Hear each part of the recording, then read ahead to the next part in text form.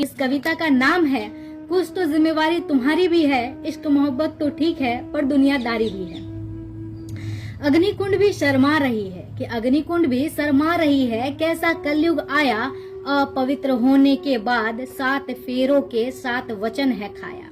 कहते हैं संबंध आम हो गई, कहते हैं संबंध आम हो गई और संभोग रचाया, मासूमियत का गला घोटकर बच्चों को भी उकसाया।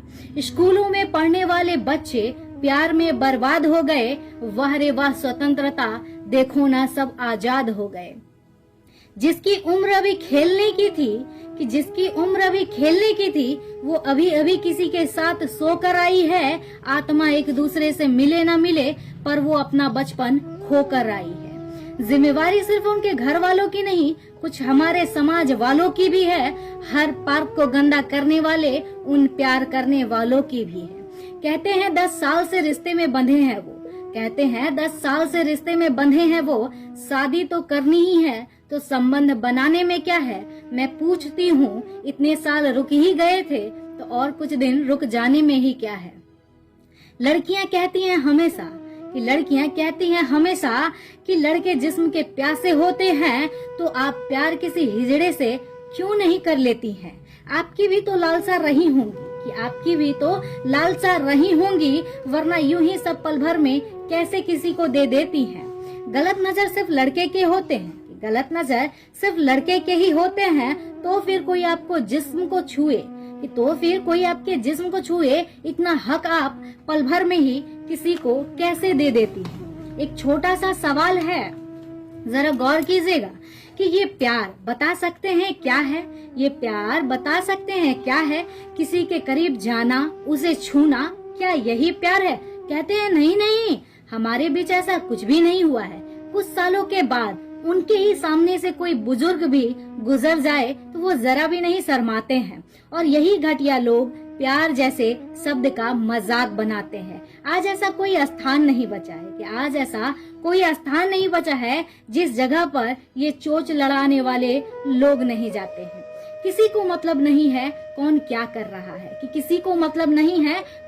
कर रहा है, पर दरख्वास्त है आप लोगों से, हमारा समाज गंदा हो रहा है। और हमारे फिल्म जगत के फिल्म सितारे इतनी ही आपको दिखाने की पड़ी है, एक रुमाल सा भी पहनते क्यों हो।